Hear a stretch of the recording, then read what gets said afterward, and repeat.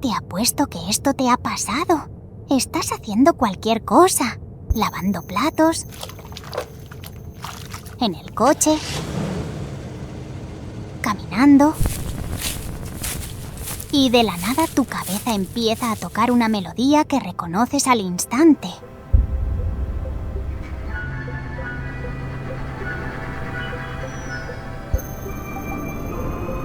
Sin aviso, sin contexto, como si alguien hubiera abierto un menú invisible.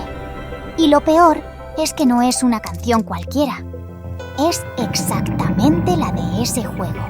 La reconoces con 2 notas. Ahora viene lo raro. Piensa en el último juego grande que terminaste, el más nuevo. ¿Te ha pasado lo mismo con su música?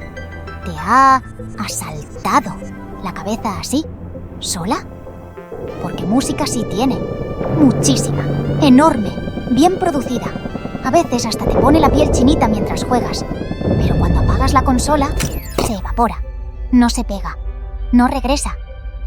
Ese es el misterio. Hoy la música puede adaptarse a todo.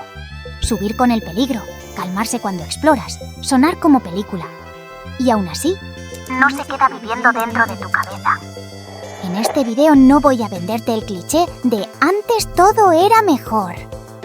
Hoy hay soundtracks brutales, con una producción ridícula, con músicos increíbles y con compositores que hacen magia. Pero sí siento que algo cambió. Antes la música quería ser una canción que te llevabas a tu casa. Hoy muchas veces quiere ser algo distinto. Un acompañamiento perfecto que casi no se nota. Vamos a verlo por partes. Primero, ¿por qué antes, con tan poquito, se veían obligados a escribir melodías más claras, casi perfectas? Luego, cómo el salto a lo cinematográfico cambió la intención de la música en muchos juegos. Después, analizaremos un caso de estudio bien claro con un título muy popular para que notes esa diferencia. Y al final, ¿qué ganamos? ¿Qué perdimos? ¿Y por qué hoy todavía se puede hacer música con calma, cuando el juego se lo permite? Si terminas con ganas de volver a escuchar un menú principal como si fuera un himno, entonces el experimento salió bien.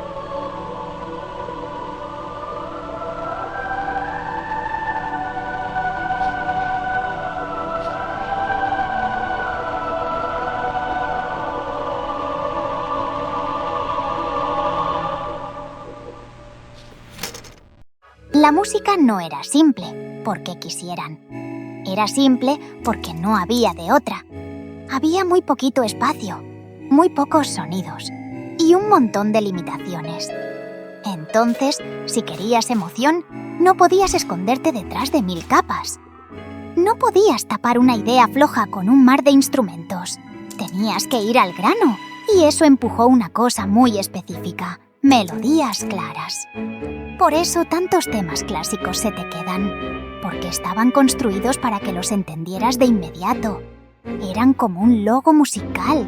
Lo escuchabas y ya sabías dónde estabas. Y además, había otra cosa. Antes, cada consola tenía su sabor. Aunque no supieras explicar por qué, lo sentías. Los sonidos tenían una textura particular, como si el juego tuviera una voz propia. Entonces, no solo recordabas la canción, recordabas el color, el ambiente, el carácter. Y encima, piensa en esto. Muchos juegos te hacían escuchar el mismo track por mucho tiempo. Si ese track no era bueno, se volvía castigo. Así que había una presión constante por hacer música que se pudiera repetir sin hartarte. Eso también afinaba la escritura.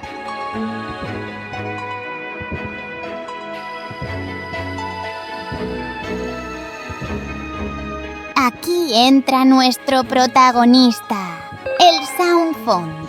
En muchísimos juegos, sobre todo en PC, la música no venía como una grabación, venía como una partitura digital.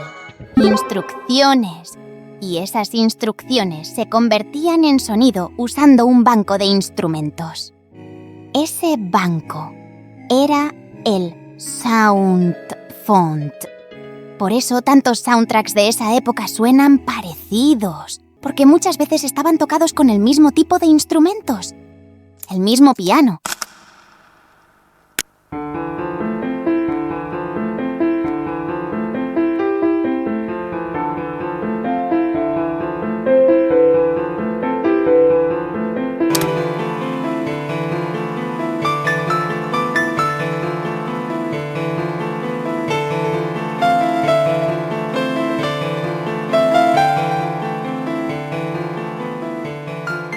La misma ocarina,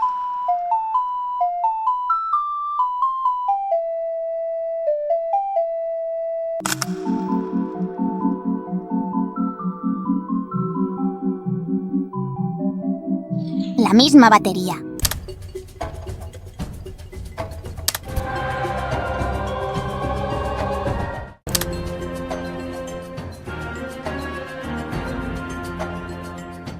Pero aquí viene lo importante. Que suenen parecidos no significa que sean iguales. Ahí es donde los compositores buenos se notaban. Con el mismo sound font, uno te hacía sentir aventura.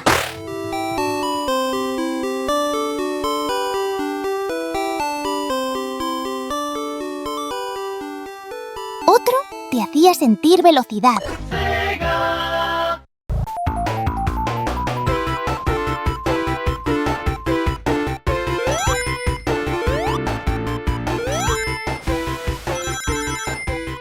Otro te hacía sentir terror.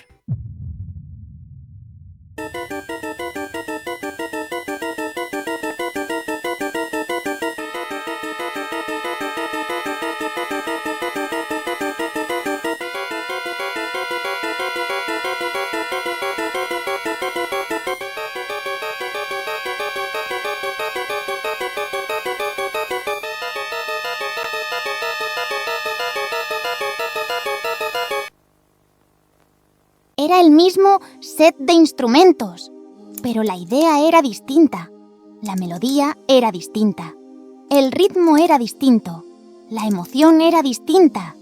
Eso es parte del encanto. Y también por eso el sound font marcó una época, porque era como el acento del videojuego. ¿De dónde salió ese sonido? El sound font nace cuando las PCS querían algo muy específico.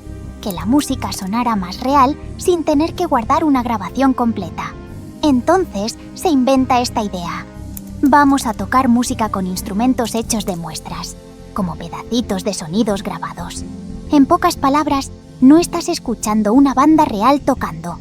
Estás escuchando un teclado digital con un banco de instrumentos. Y en los 90, ese concepto explota. No por un solo juego, por una época completa. De hecho, hubo herramientas de audio que terminaron en una cantidad absurda de juegos. Más de 7000. Entonces imagina esto.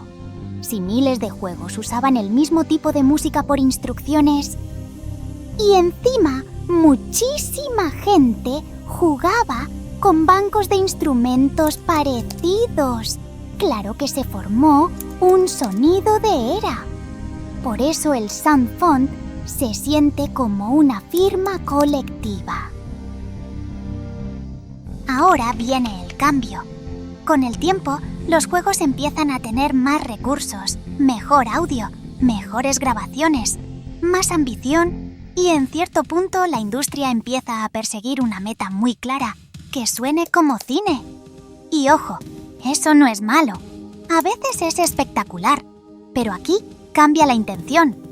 Porque cuando piensas en cine, muchas veces la música no está para que la tararees. Está para sostener el momento, para empujar tensión, para hacerte sentir peligro, para que una escena se sienta enorme. Entonces, aparece un tipo de música que funciona perfecto, pero que no siempre se queda en la memoria como una canción. Y además, con ese salto, el sound font deja de ser el acento dominante, porque ahora cada juego puede tener su propia paleta, sus propios instrumentos, su propio color. Suena más único, sí, pero también se pierde una cosa rara. Ese sello inmediato de la era. Ese lo escucho y sé exactamente de qué época es. Y todavía falta una parte. Hoy, en muchísimos juegos, la música se adapta. Cuando exploras, se calma. Cuando aparece un enemigo, sube. Cuando entras a una zona importante, cambia. Eso es impresionante. Pero también provoca que la música a veces se comporte como aire. Está ahí, sosteniendo todo, pero sin pedirte atención. Y cuando no te pide atención, no se queda igual. A eso súmale algo bien simple. Hoy la música compite con todo. Voces, explosiones, pasos, armas, ambiente, diálogos. Entonces, en muchos juegos la música se queda un poquito atrás, no porque no les importe, sino porque no quieren que estorbe. Y si no estorba, tampoco se graba igual en tu cabeza. Tu cerebro recuerda lo que domina tu atención. Si la música está diseñada para acompañar sin molestar, tu cerebro la guarda como ambiente. Por eso, a veces sientes que no hubo soundtrack, aunque sí lo hubo, solo que hizo su trabajo en silencio. ¡Halo! Halo es perfecto para hablar de identidad musical, porque Halo sí tiene cara. Tú escuchas un par de segundos y sabes que es Halo, y eso no pasa por accidente. Desde Combat Evolved construyó un sello bien reconocible. Tienes ese coro que suena casi religioso, como un himno futurista. Tienes una vibra tecnológica, espacial y fría. Ese equilibrio es lo que lo vuelve identidad. Halo no es el típico soundtrack de PC noventera tocado con bancos genéricos, pero sí usa algo del mismo lenguaje de la época. Instrumentos ampliados, texturas electrónicas y ese tipo de timbre digital que te suena familiar. Es ese matiz de instrumento digital. Eso ayuda a que Halo tenga sello. Ahora llega Halo 2. Se siente más intenso, más confrontación, más guerra, más urgencia. Entonces la música hace algo muy inteligente. No borra la identidad, no rompe el sello, pero la endurece. Y ahí entran instrumentos reales, con un propósito: darle músculo a la acción. Porque en Halo 2 ya no basta con que te sientas en un misterio. Ahora estás metido en un conflicto más directo. Halo 2 también se vuelve un evento cultural. No solo es la música del juego. Hay música alrededor del juego, canciones y colaboraciones que empujan esa vibra más agresiva. Eso te dice algo. Halo ya no era solo un juego. Halo ya era un fenómeno. Y cuando un juego se vuelve fenómeno, su música deja de ser solo acompañamiento. Se vuelve bandera.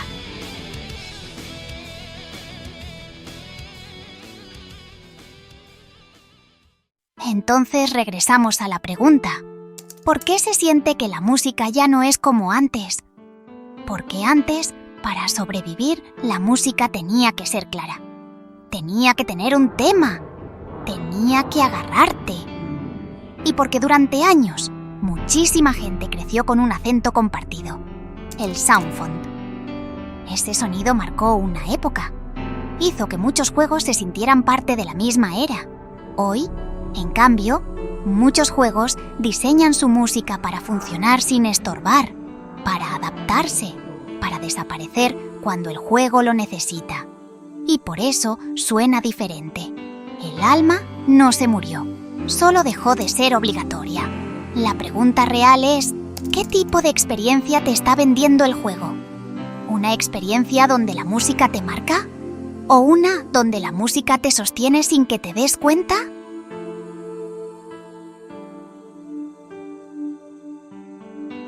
Yo fui Wichito, y que tengas un lindo día. ¡Hasta luego!